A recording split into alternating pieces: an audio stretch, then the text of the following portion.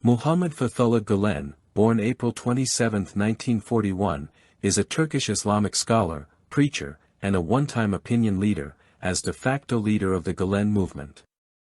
Gülen is designated an influential neo-Ottomanist, Anatolian panethnicist, Islamic poet, writer, social critic, and activist dissident developing a Nursian theological perspective that embraces democratic modernity, as a citizen of Turkey, until his denaturalization by the government in 2017. He was a local state imam from 1959 to 1981. Over the years, Gülen became a centrist political figure in Turkey prior to his being there as a fugitive. Since 1999, Gülen has lived in self-exile in the United States near Saylorsburg, Pennsylvania. Gülen says his social criticisms are focused upon individuals' faith and morality and a lesser extent toward political ends, and self-describes as rejecting an Islamist political philosophy, his advocating instead for full participation within professions, society, and political life by religious and secular individuals who profess high moral or ethical principles and who wholly support secular rule. Within Muslim-majority countries and elsewhere, Gülen founded the Gülen movement, known as the Hizmet, meaning service in Turkish, which is a 3 to 6 million strong, volunteer-based movement in Turkey and around the world. All Hizmet schools, foundations and other entities in Turkey have been closed by the Turkish government following the 2016 Turkish coup d'état attempt. Along with the movement's participants, Gülenists, individual piety and/or ethical conduct, they promote education, civil society, and religious tolerance initiatives and establish social networks. These networks self-describe as originating spontaneously, their constituent local entities functioning independently from each other, existing, in the aggregate, as leaderless activist entities. I really don't know 0.1% of the people in this movement, Gülen has said. I haven't done much. I have just spoken out on what I believe. Because Gülen's teachings, made sense, people grasped it themselves. I opened one school to see if people liked it. So they created more schools.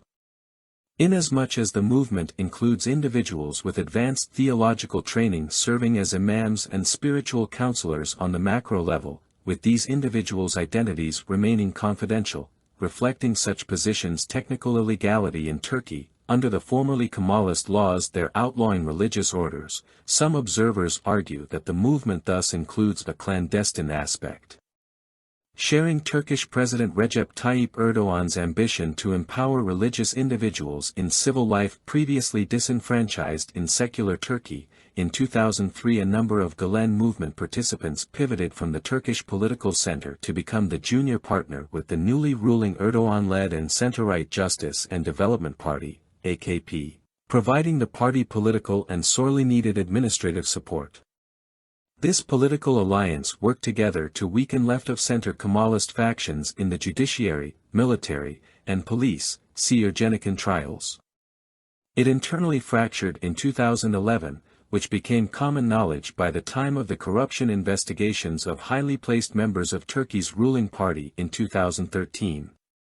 Turkish prosecutors accuse Gülen of attempts to overthrow the government by allegedly directing politically motivated corruption investigations by Gülen-linked investigators then in the judiciary, who illegally wiretapped the executive office of the Turkish president, and, with assistance perhaps from unnamed individuals in the American intelligence community, Gülen's alleged instigations or fomentations toward the 2016 coup attempt by factions within Turkish armed forces indeed including Gülenists. Gülen says he did not personally influence past prosecutions of Justice and Development Party members by judiciary prosecutors from assorted political factions, 41, and has said he has stood against all coups. A Turkish criminal court has issued an arrest warrant for Gülen. Turkey is demanding the extradition of Gülen from the United States. U.S. government officials do not believe he is associated with any terrorist activity, and have requested evidence to be provided by the Turkish government to substantiate the allegations in the warrant requesting extradition, frequently rejecting Turkish calls for his extradition. In a February 2019 opinion piece, Gülen said, in Turkey, a vast arrest campaign based on guilt by association is ongoing. The number of victims of this campaign of persecution keeps increasing. Erdogan is draining the reputation that the Turkish Republic has gained in the international arena, pushing Turkey into the League of Nations known for suffocating freedoms and jailing democratic dissenters.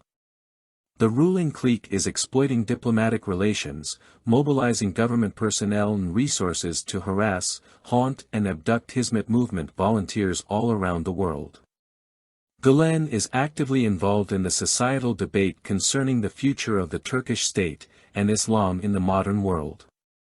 He has been described in the English-language media as an imam who promotes a tolerant Islam which emphasizes altruism, hard work and education, and as one of the world's most important Muslim figures.